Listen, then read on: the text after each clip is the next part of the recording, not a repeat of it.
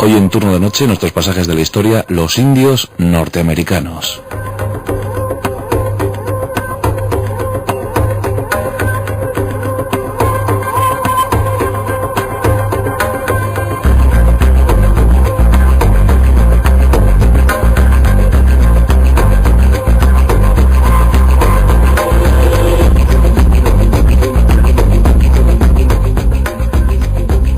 Estrecho de Bering. Hace 14.000 años comienzan a llegar los primeros pobladores del continente americano.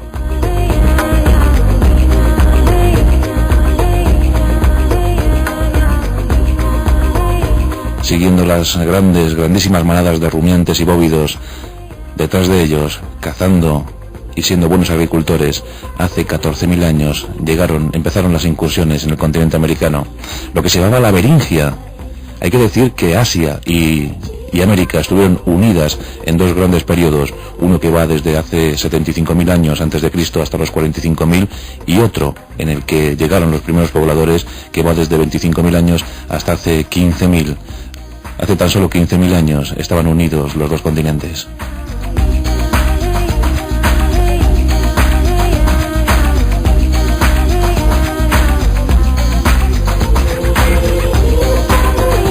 Los primeros asentamientos, por tanto, hay que localizarlos en pleno Ártico. Ahí estaban los primeros pobladores, los primeros poblados, las primeras intenciones y también las primeras culturas.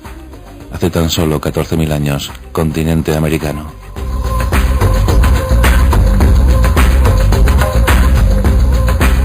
En su día hablaremos de los esquimales, mejor dicho, de los Ainuts. Esquimales es un término incorrecto. Ainut, los hombres en su idioma.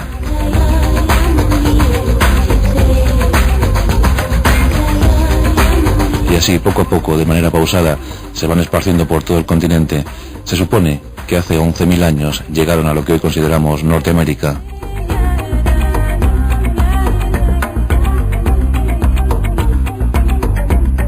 Durante 3 programas te aproximaremos a las culturas, a las civilizaciones, porque también existían tribus llamadas civilizadas, las 5 grandes tribus, las 5 grandes naciones indias civilizadas: Cherokees, Chickasaw, Choctaw, Creeks y Semínolas.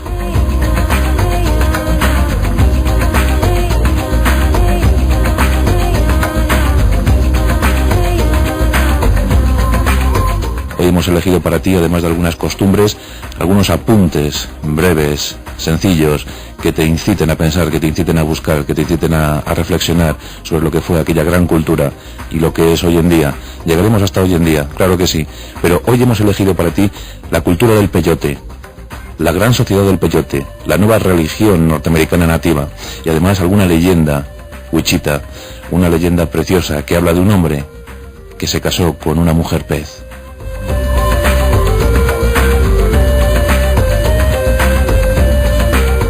Pueblos nómadas, agricultores y cazadores, siempre en conflicto permanente con otras etnias, con otras tribus, pero lo cierto es que lograron buenos asentamientos a lo largo de todo el continente, llegaron hasta la Patagonia, pero estamos centrados en Norteamérica.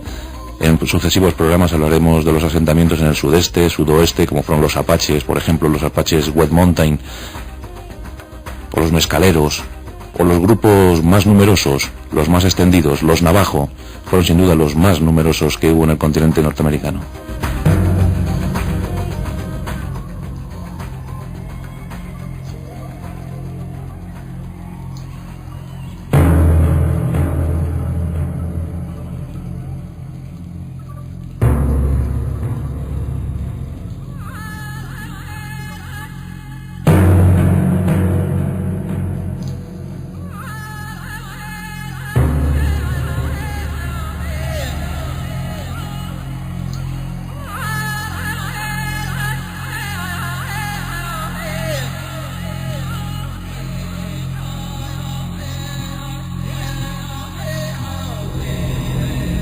En 1822, la mujer del embajador francés observaba con estupor, con asombro, con admiración, cómo 60 guerreros ponis bailaban ante el presidente norteamericano la danza de la guerra, y quiso dibujarlos, quiso dejar testimonio de aquel día, y fue la primera vez que pudimos observar, que pudimos ver cómo era un guerrero puni, cómo se preparaba para la guerra, cómo se vestía, cómo danzaba para sus dioses.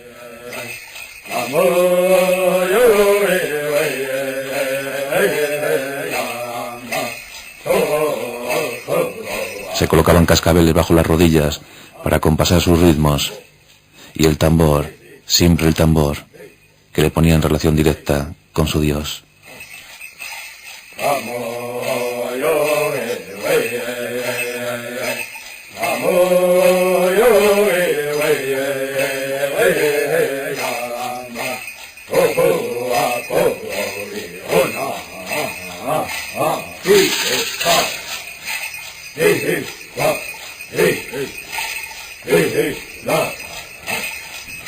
Cuenta una vieja leyenda wichita que había un hombre en un poblado, amante del río, amante del agua, y que siempre después de almorzar bajaba al río a nadar y a pasar largas horas contemplando las aguas, cómo corrían, cómo fluían.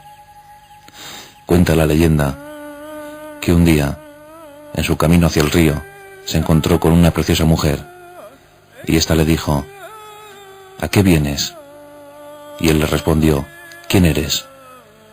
Ella le dijo: ¿vienes buscándome? Él le dijo: sí. ¿Y qué quieres de mí? No lo sé.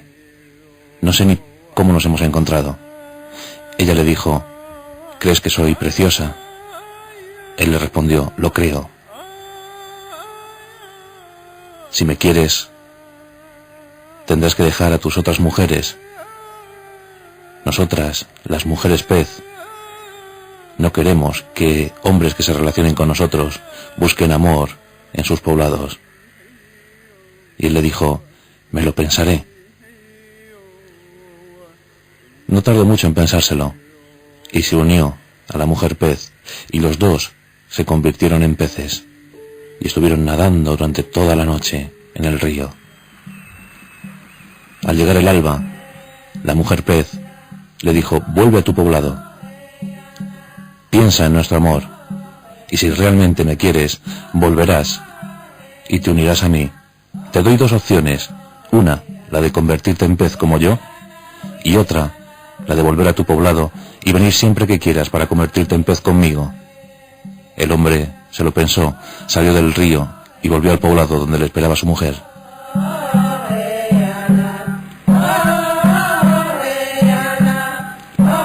Cuando volvía al poblado, encontró que otro guerrero salía de la tienda de su mujer, y este hombre le preguntó a su mujer: ¿un hombre estuvo aquí? Y ella le dijo: no, jamás ha entrado otro hombre que no seas tú en esta tienda. Y el guerrero buscó un amigo, y fingiendo que se iban de caza, se internaron en el bosque y esperaron a ver qué pasaba, y efectivamente comprobaron que otro guerrero entraba en la tienda de su mujer, pero este, al comprobar que estaba enamorado de la mujer pez, decidió dar en matrimonio a este otro guerrero a su mujer.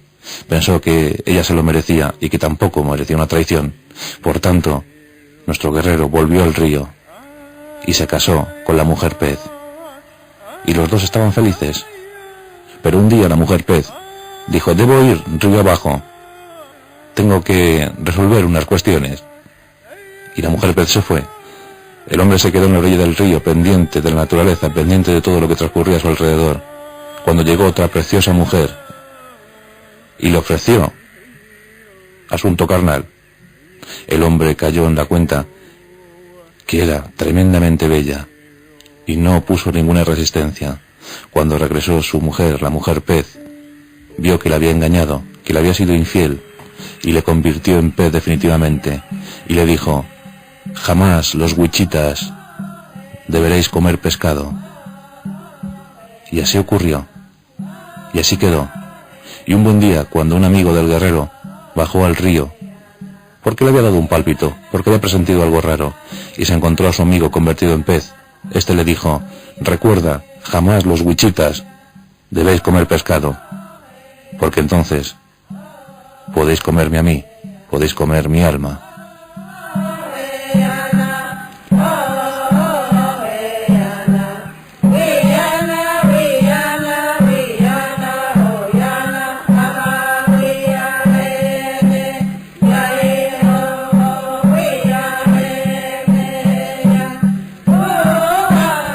podemos hablar de asentamientos en las altas montañas, como los Apache Gold Mountain, o podemos hablar de las tribus de las grandes llanuras.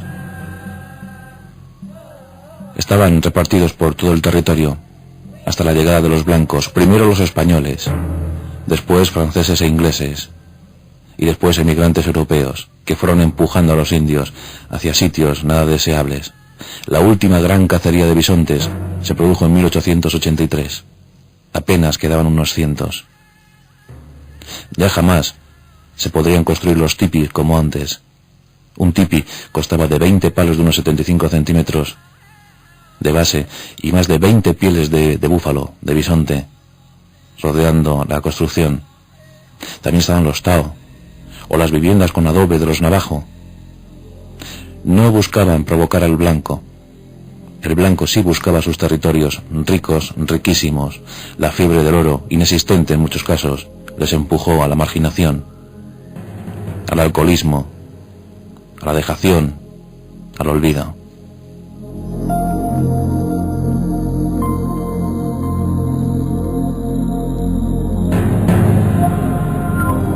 Algunos se resistieron. Se habla de las famosas guerras indias desde 1850 hasta 1890. Dicen que una de ellas se provocó porque un ganadero llegó al fuerte y dijo que un indio le había matado una vaca. El joven teniente de aquella guarnición, salió con 22 hombres y mató a uno de los jefes del poblado. Los indios salieron y acabaron con la vida de todos los soldados. Fue el inicio de la guerra. Una vaca fue el inicio de la guerra.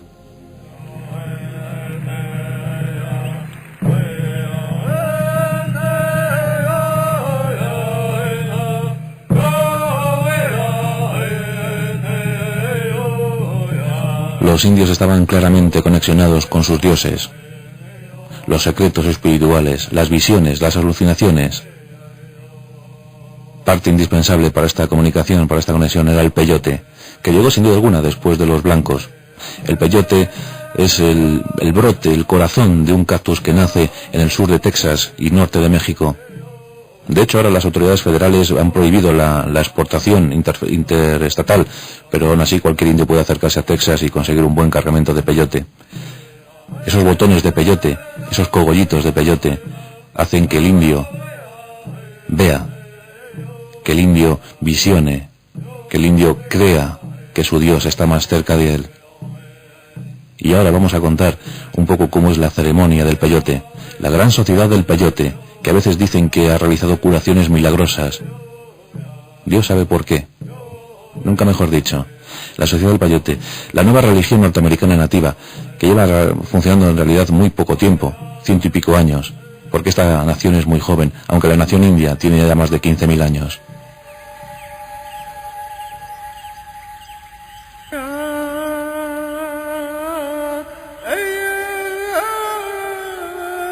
Al igual que en África, la nueva religión norteamericana nativa es un sincretismo total.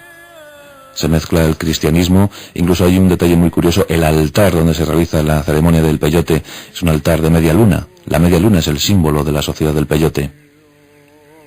Se realiza los sábados por la noche. Antes se realizaba 4 veces al año, pero ahora quizás la necesidad espiritual, la necesidad de encontrar algo más, les obliga a hacerlo con más frecuencia. Los sábados por la noche se reúne el clan, el hombre medicina, el líder de la tribu, reúne a su gente en una cabaña que se construye para el efecto, 5 metros cuadrados aproximadamente. Partes esenciales: la aguadora, el guardián del fuego, el líder y los convocados.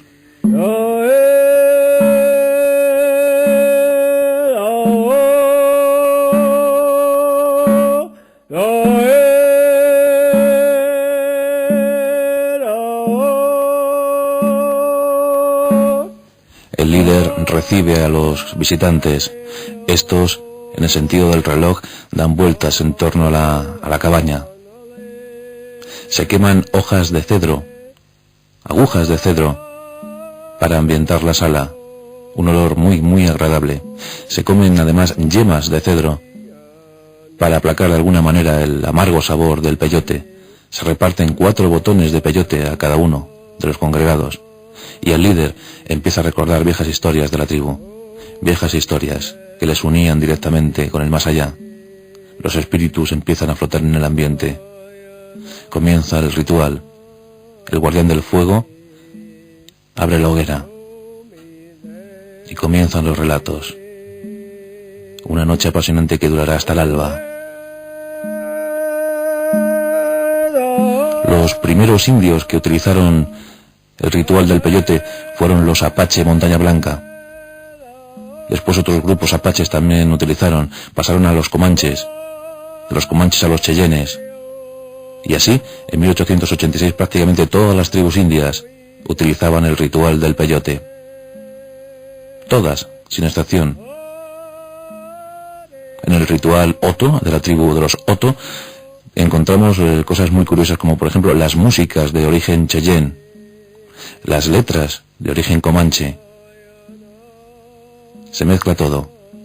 El líder de la tribu puede ser de religión católica. De hecho, los cristianos no aceptan muy bien la sociedad de peyote, no lo aceptan muy bien, pero sí, en cambio, dentro del cristianismo, los católicos y los mormones lo aceptan sin ningún problema. Otros grupos lo llevan peor, eso es cierto. Pero no es nada raro ver un sacerdote católico oficiando el ritual del peyote. Y empiezan las visiones, y cada uno se pone en contacto con su Dios, con su guía espiritual, y empiezan a entender mejor. Como antes hemos dicho, se habla de curaciones milagrosas, que aparentemente no tienen por qué darse, sin la intervención del médico blanco, o del hombre medicina de la tribu, pero los dioses están ahí. Es un ritual precioso, precioso. El líder embadurna su cuerpo con salvia para purificar, y antes de entrar en la ceremonia toman baños de vapor para purificar el cuerpo. Cuando termina la ceremonia, después de las últimas oraciones en comanche, desmontan la cabaña, tapan el agujero de la hoguera, y allí no ha pasado nada, absolutamente nada. Ya puede venir la Policía Federal, que aquí nadie sabe nada.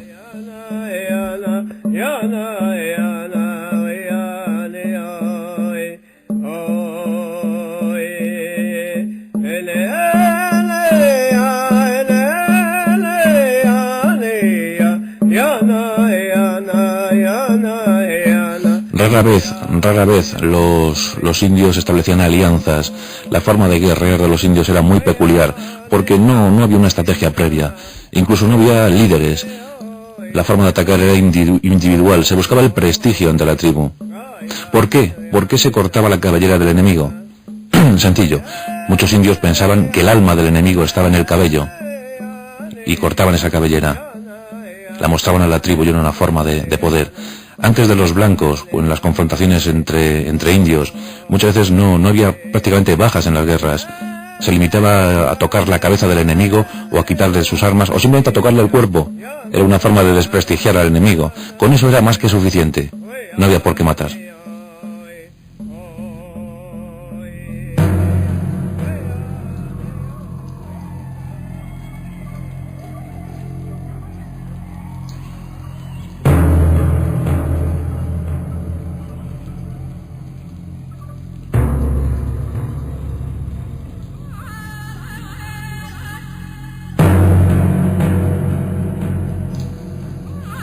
Llegaremos al episodio de Little Big Horn, del que ya hablamos en su día, donde se dio la asociación de cheyennes, arapahoes y sioux, con sus célebres líderes Caballo Loco, Toro Sentado, Nube Roja, Lágrimas en la Cara. Había nombres muy curiosos, Cafetera Negra, por ejemplo, de la gran nación Cherokee. Hubo una larga marcha, penosa marcha en 1838, cuando a los Cherokee se les confinó a un territorio que no era el suyo. Muchos, miles, iniciaron esa marcha, muy pocos llegaron. Años más tarde, hablando de aquellas privaciones donde el frío, el hielo, la nieve, el hambre había acabado con buena parte de la población cherokee, dijo un oficial del ejército yanqui, dijo: he visto muchas matanzas en la guerra civil, he visto gente mutilada, gente sufriendo, gente muerta, pero nada comparable a la marcha de las lágrimas de la nación cherokee.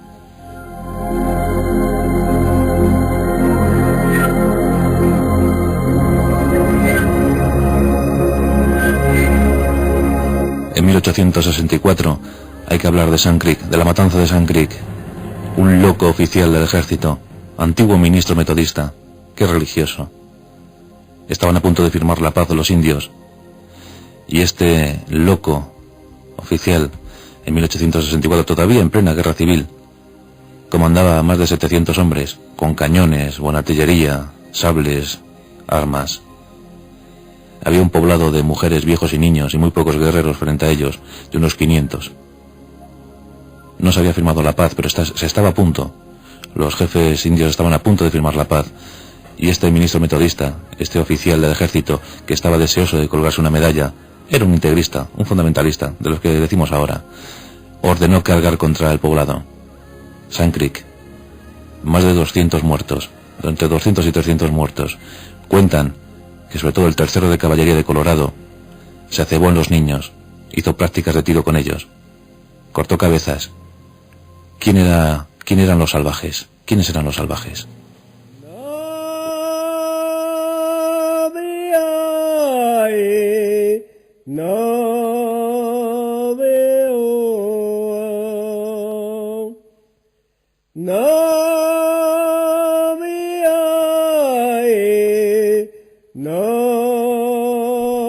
En una ocasión el ejército norteamericano perseguía a los indios Pueblo, una tribu excelente, increíble, los indios Pueblo. Hablaremos de ellos en estos capítulos. Los estaba persiguiendo. Estos indios, en un número de 200 y algo, se encerraron en una misión fortificada. Los soldados no les conminaron a rendirse, no, ni mucho menos. Se limitaron a abrir un agujero en la pared de la misión y empezaron a disparar. Fue una masacre tremenda. Prácticamente todos los indios murieron allí, sin oportunidad de rendirse. Los soldados ese día se divirtieron mucho.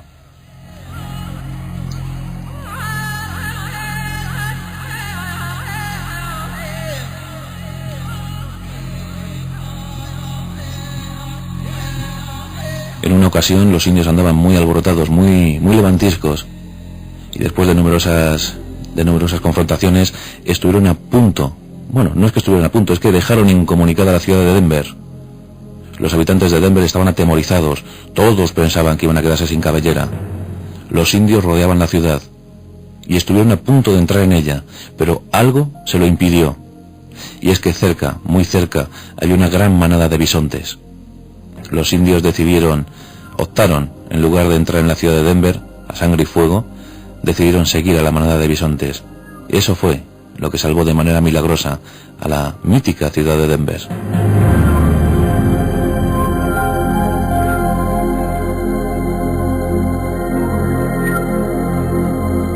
Y la gran matanza de blancos que se produjo en Minnesota, también hay que comentarla, la comentaremos en extensión en otro día.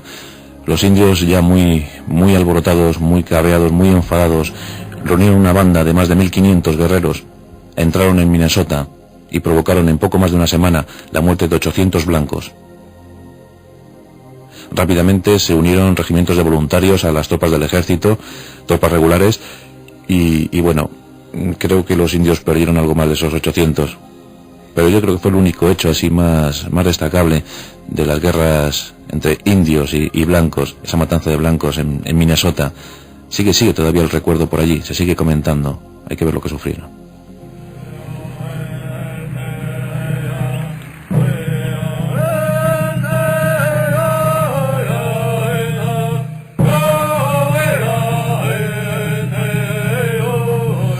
En una ocasión, un grupo de soldados norteamericanos quedó cercado por Sioux.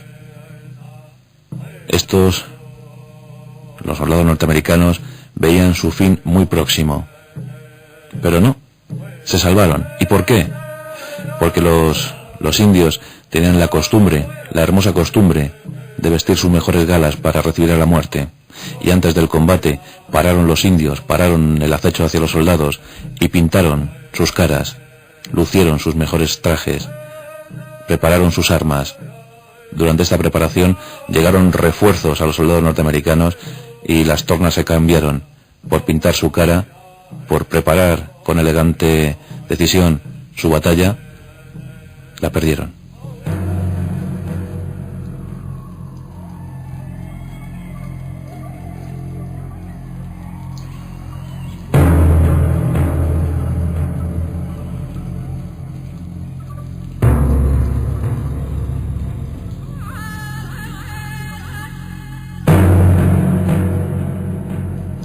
Los blancos también buscaban la colaboración de los indios, sobre todo al principio. Los ingleses buscaban a unas tribus, los franceses encontraron a los Crown, por ejemplo. Los españoles contaron con la colaboración de apaches en algunos momentos, comanches en otros. Los españoles tuvieron muchísima presencia en Norteamérica, eso no lo olvidemos. Y a veces por las discrepancias entre los propios indios, a veces por dinero, a veces por simplemente comida, los indios se prestaban a colaborar. Los blancos siempre han utilizado a los indios a su antojo. Y los indios, demasiado nobles, demasiado grande su corazón, caían víctimas de estas trampas.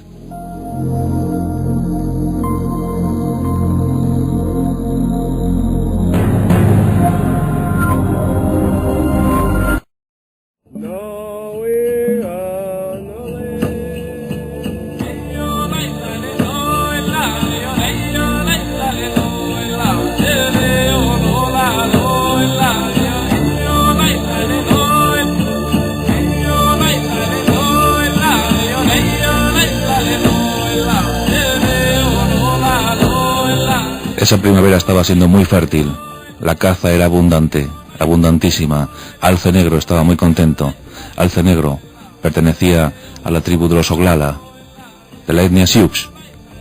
Un excelente cazador, un buen guerrero. Llevaba algunas plumas en su cabeza, eso significaba que había dado varios golpes a sus enemigos. Había cazado un ciervo. Estaba contento. Al llegar a su tribu, al llegar a su tienda, a su tipi, encendió una hoguera. Buscó su mejor pipa. Inhaló el humo. Frente a él estaba la pieza cobrada, un gran ciervo. Aguantó el humo en el interior de su cuerpo y se dirigió hacia el ciervo.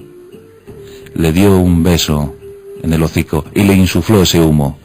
Era una forma de agradecer que el espíritu del ciervo hubiese sido entregado a Alce Negro. Así actuaban los Sioux Oglalas, daban las gracias por el sacrificio del hermano ciervo.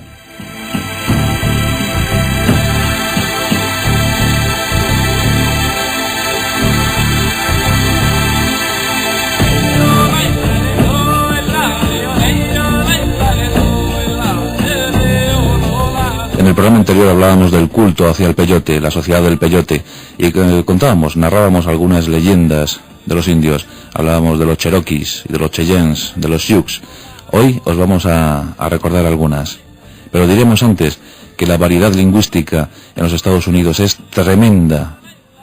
Hay más de 58 familias lingüísticas, enclavadas en 6 grandes familias, pero 58 lenguas, sin contar los dialectos, eso sería incontable.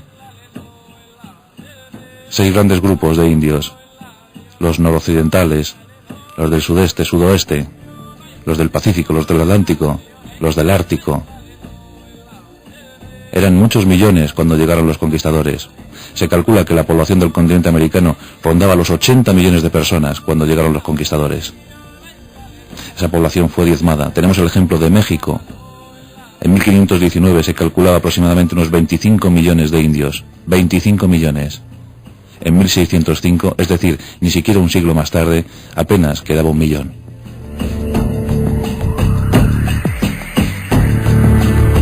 No solamente los arcabuces, posteriormente los mosquetes o los rifles de repetición acabaron con los indios. Fueron las enfermedades, quizás, las que más incidieron en la diezma de la población india. El tifus, el sarampión, la viruela, la tuberculosis. Enfermedades casi controladas entonces en la sociedad europea, pero que los indios, que las grandes llanuras, que los espíritus que las poblaban desconocían.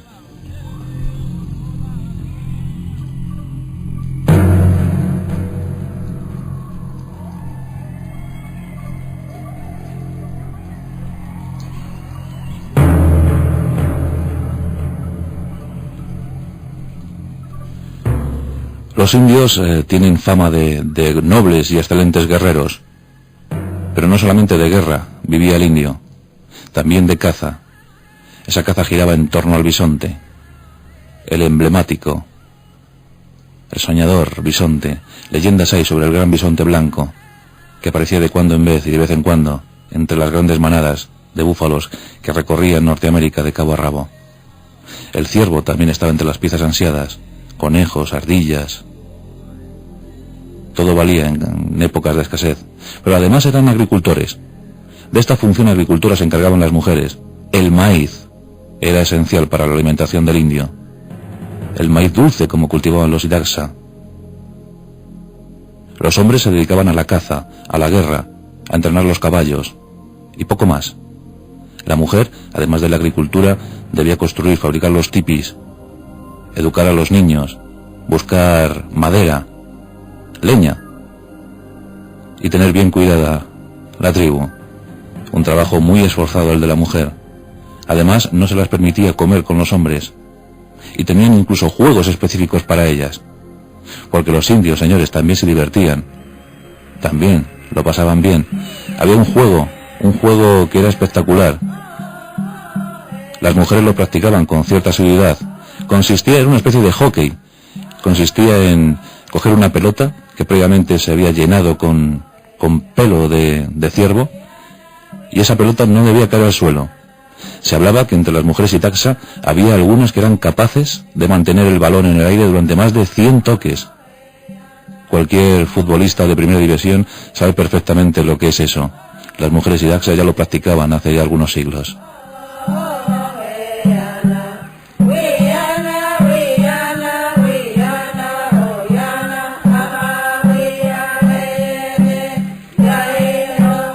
Uno de los juegos más populares entre los jóvenes, entre los infantes indios, entre los niños y las niñas, era precisamente jugar a las casitas. Sí, como los nuestros. ¿Se dan ustedes cuenta qué parecidos somos? Montaban sus tipis con viejas pieles de bisonte que les cedían los mayores y obligaban a los niños a buscar el búfalo.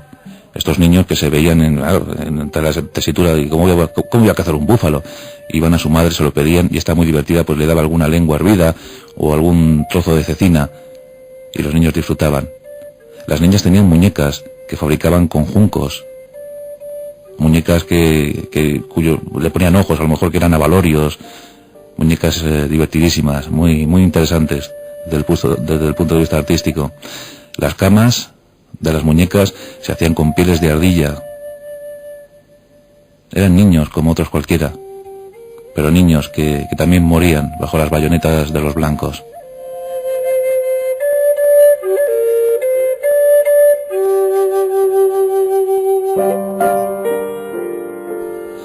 Y ustedes se preguntarán, bueno, ¿y estos niños comían golosinas?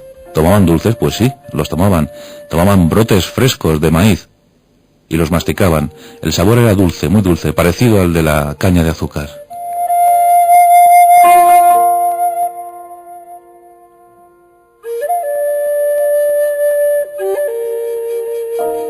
Todo giraba en torno al bisonte.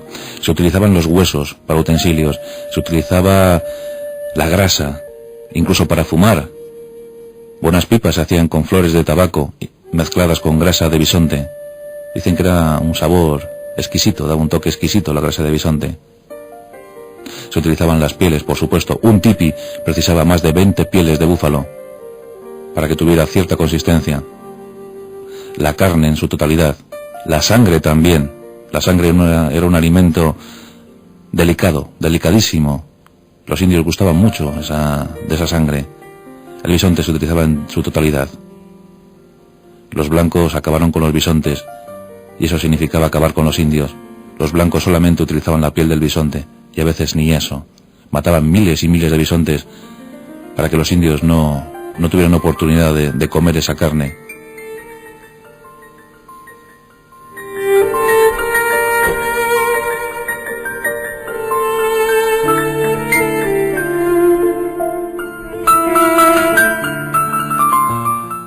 Cuenta una vieja leyenda dakota que en una ocasión una partida de guerreros compuesta por 7 hombres iba recorriendo tierras del enemigo buscando confrontación, y al no encontrarla pensaron que sus dioses les habían dado la espalda y que estaban enfadados con ellos.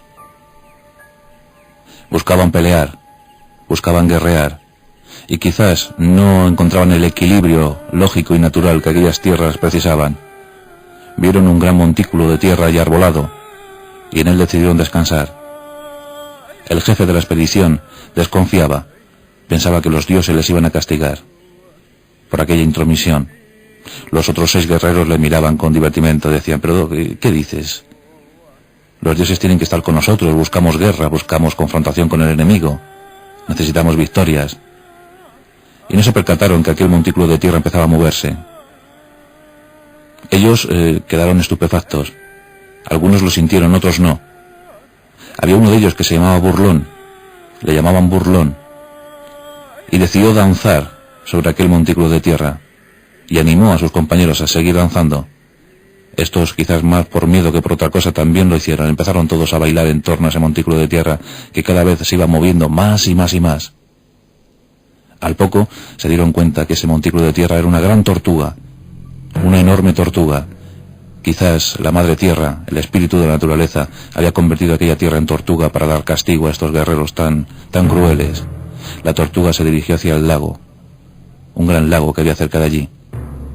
Los guerreros intentaron quitarse de la tortuga, intentaron saltar del montículo, pero sus pies danzarines quedaron agarrados a la tortuga, y la tortuga se sumergió en el lago llevándose a los 7 guerreros. Jamás busques confrontación si previamente no te la han pedido.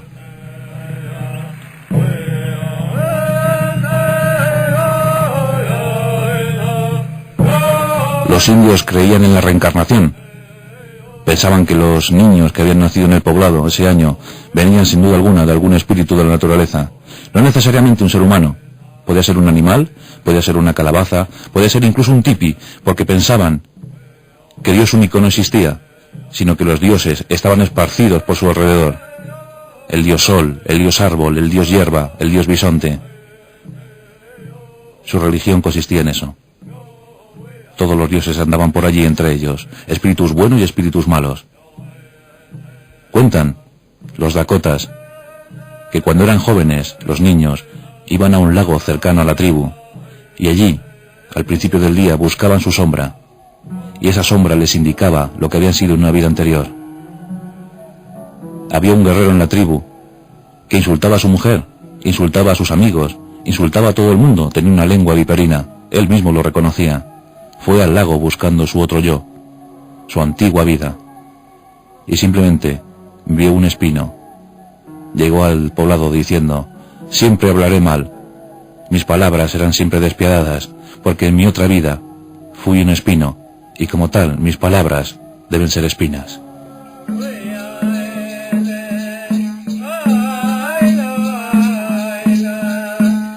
En 1804 se produjo la famosa expedición de Lewis y Clark, mandada por el presidente de los Estados Unidos. Esa expedición era amistosa y diplomática, ante todo esto último.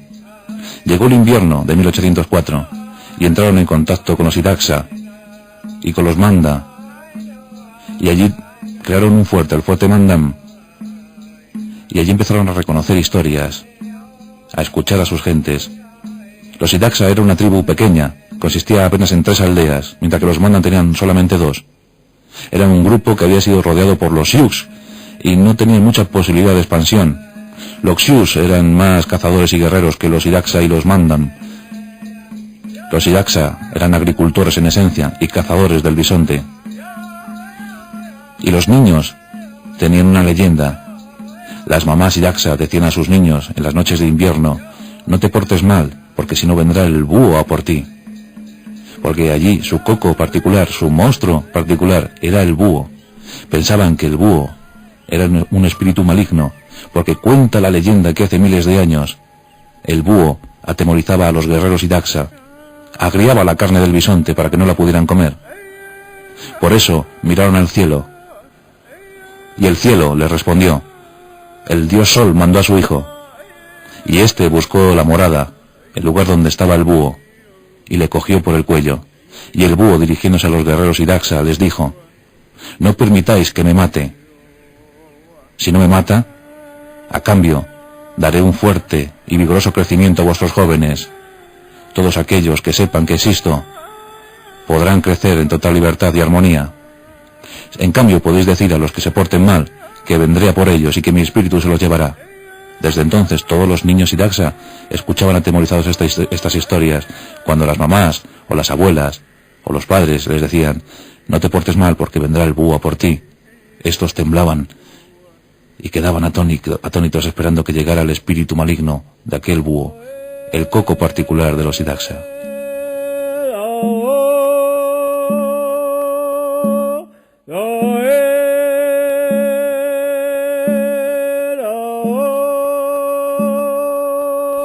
Los comanches no se distinguían precisamente por su amor a la agricultura. Más bien recogían lo que se encontraban. Eran eternos cazadores, nómadas incansables. De hecho, no tenemos construcciones férreas de los comanches. Montaban sus tipis y con eso era más que suficiente. Cuenta una leyenda comanche que hubo una vez en el que el enemigo hizo incursión en la tribu comanche y se llevó a la mujer de un guerrero. El guerrero llamó a sus 4 hermanos y fueron a la búsqueda de la mujer. Al cabo de unos días encontraron la tribu enemiga y se apostaron. El marido dijo a sus hermanos: vosotros situaros en esa alameda, yo quedaré aquí, al lado de este gran charco. Y esperaron a que las mujeres de la tribu enemiga llegaran a ese lago, y fueron llegando, pero su mujer no se encontraba entre ellas. Hasta que un día llegó la mujer, y él la miró, y ella le miró, y los dos hablaron. Y ella le dijo: permíteme llevar agua a la tribu para que no desconfíen, y dentro de poco nos volveremos a encontrar. La mujer llevó agua a la tribu, y le contó a su nuevo esposo, porque la mujer había sido traidora a su anterior marido, se había casado con el enemigo, con el jefe enemigo. Le dijo: he tenido un sueño. Soñaba que mi marido antiguo venía con sus 4 hermanos, y estos 4 quedaban en la alameda, y él quedaba en el gran charco, y esperaban a que yo viniera. Manda a tus guerreros a por ellos. Mata a los hermanos, pero a mi antiguo marido no lo mates. Déjalo vivir. El jefe enemigo mandó a su tribu. Los cogieron, mataron a los 4 hermanos, y al anterior marido lo colgaron de las 2 muñecas. No lo mataron, pero sí lo torturaron. Y allí quedó. La mujer le miró y le despreció. No había sido lo suficientemente valiente como para rescatarla. A tiempo, claro.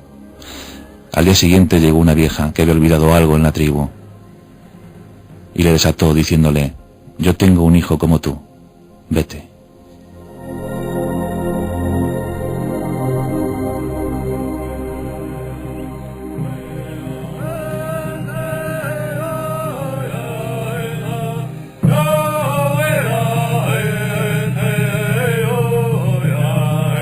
Todos hemos visto los famosos cuadros de guerreros indios acechando a los bisontes, pero no siempre fueron con caballos, no siempre fueron con arcos y flechas, aunque el guerrero que conseguía atravesar un bisonte con una flecha era un guerrero distinguido ante los ojos de la tribu.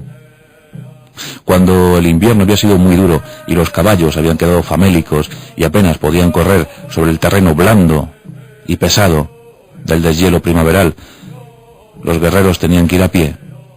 Y no llevaban caballos, llevaban perros. El perro era muy importante en la vida de la tribu. Los grandes perros de los indios. Ahí iban sus atuendos, sus utensilios, sus pieles, a los lomos de esos grandes perros. En partidas de 10 o 12 guerreros, con sus mujeres, iban intentando conseguir algún bisonte, que cada vez eran más escasos, por cierto. Cuando lo conseguían, era una fiesta, una gran algarabía. Cuando cazaban un alce, lo partían por la mitad, y cada mitad la llevaba un guerrero. Cuando llegaron los primeros fusiles europeos, les vinieron muy bien a estos cazadores indios para intentar cazar algún búfalo que otro. Y cuando lo conseguían, llegaba el tiempo de la fiesta, el tiempo de las historias, el tiempo de las hogueras nocturnas.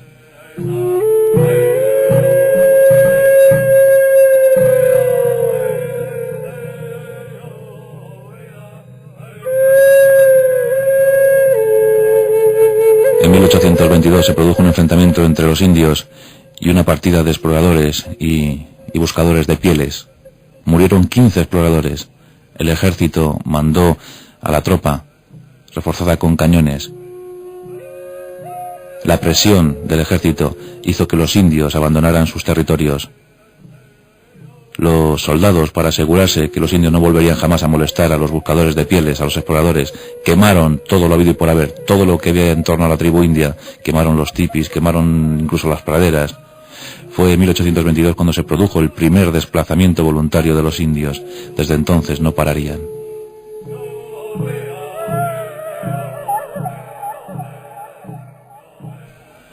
Uno de los censos que se hicieron en 1926, en los años 20, a lo largo de los años 20, sobre la población indígena nativa que todavía quedaba en los Estados Unidos, nos dio unas cifras estremecedoras.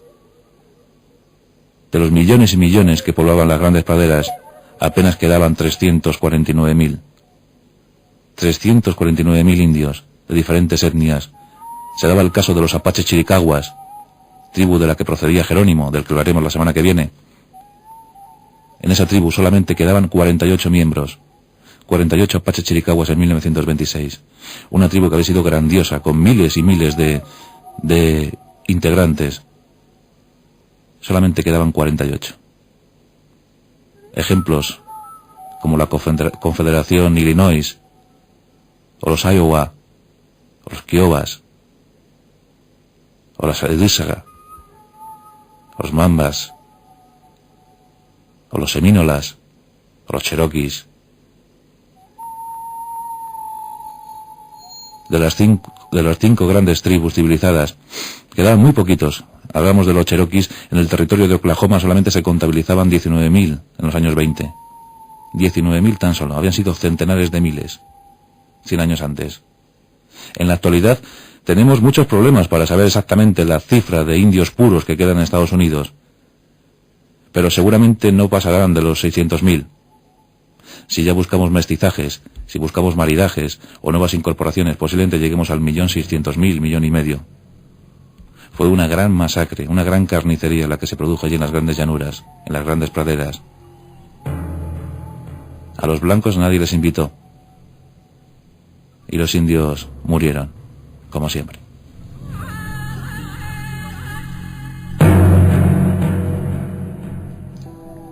Vamos a hablar de la tribu Nashet. Una tribu que en principio era amiga de los franceses, pero que posteriormente se revolvería contra ellos, provocando así el fin de casi todos. Los escasos supervivientes tuvieron que integrarse en las tribus Cree y también las tribus Cherokee. Y a finales del siglo XIX apenas quedaban restos, apenas quedaban vestigios de aquella cultura que llegó a ser bastante rica en número y en conocimientos. Los Nashi.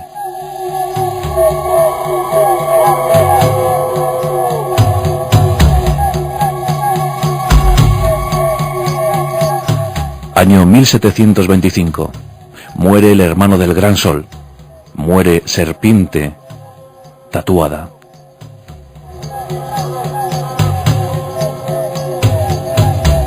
Serpiente Tatuada era considerado como uno de los grandes guerreros de la tribu Nashi. 46 victorias, es decir, 46 enemigos muertos. Un hombre férreo, disciplinado y orgulloso de su raza, de su estirpe. En ese año murió, víctima de la enfermedad. Nadie pudo abatir jamás a Serpiente Tatuada. Y se empezó a producir la preparación para el enterramiento de Serpiente Tatuada. Los Nashi estaban algo alterados, porque sabían que la muerte del hermano del Gran Sol supondría el sacrificio de unos cuantos de su tribu.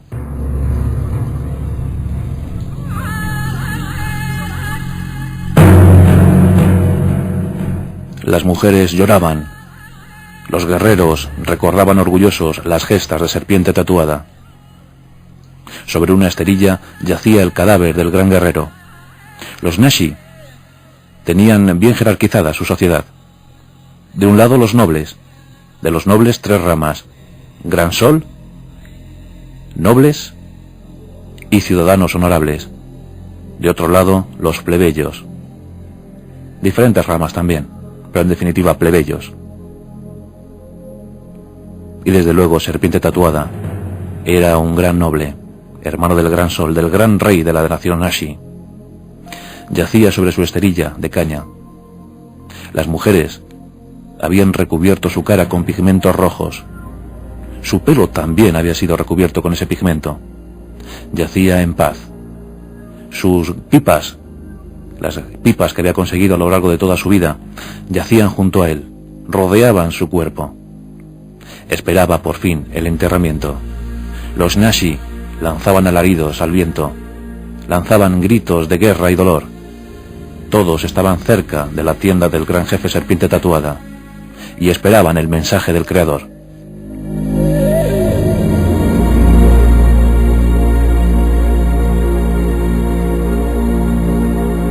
Una expedición francesa llegó ese día a la tribu. En aquellos momentos la relación era bastante buena. El intercambio comercial era evidente. Eran aliados de los franceses, como la nación Cree. Los franceses, conocedores de las gestas del gran serpiente tatuada, decidieron quedarse los 4 días del ritual, los 4 días que iba a durar el funeral, y contemplaron estupefactos por primera vez cómo era enterrado un gran jefe Nashi y cómo morían con él algunos miembros de su familia.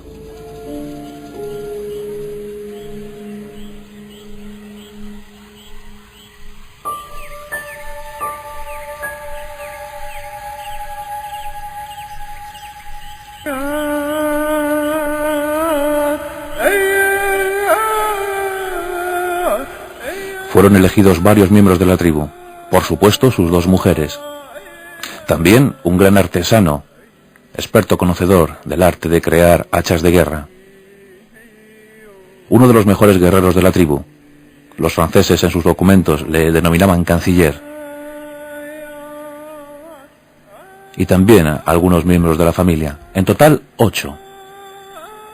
Aunque uno de ellos fue rechazado por la mujer del líder, argumentando que había tenido tratos con los franceses y que había salvado su vida cobardemente en alguna ocasión, por tanto fue rechazado para ser sacrificado. A cambio, este entregó a sus 2 mujeres, que inmediatamente fueron estranguladas por el resto de la tribu. Así, el que había sido excluido del grupo logró reconocimiento social y logró subir en jerarquía. Fue considerado a partir de entonces noble, de ser un cobarde a ser un noble, solo por entregar a sus 2 mujeres en sacrificio.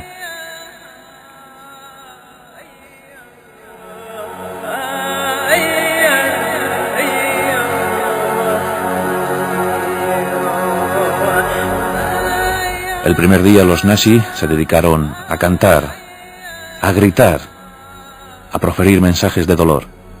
Rodeaban la tienda del gran jefe serpiente tatuada. Poco a poco fueron adornando al jefe, sus mejores galas.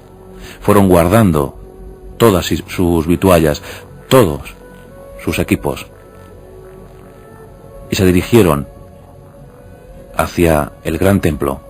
Allí esperaba el sacerdote, posiblemente el Gran Sol, porque el Gran Sol, además de ser rey, era jefe militar y seguro que también era sumo sacerdote de la tribu. Él ya tenía el mensaje del Creador, todo estaba dispuesto para el enterramiento.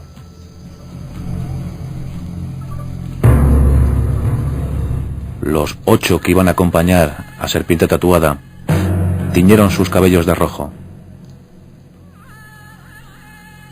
Sus pechos también iban impregnados en este color. Los guerreros disponían de cinturones negros, plumas negras, mezcladas con el rojo, con un rojo muy vivo, un pigmento muy vivo. Familiares de los que iban a ser sacrificados les acompañaban. Se dirigían hacia el templo. Allí repartieron esterillas de caña y se posicionaron en semicírculo mirando hacia el templo. Miembros de las familias llevaban cuencos con bolas de tabaco. El Nashi tomaba bolas de tabaco con agua para adormecer los sentidos antes de ser sacrificado. Pieles que cubrían sus ojos y cuerdas que serían colocadas en su cuello y posteriormente estiradas por familiares. Así se consumaría el sacrificio. Lenta, pero inexorablemente, fueron muriendo uno tras otro.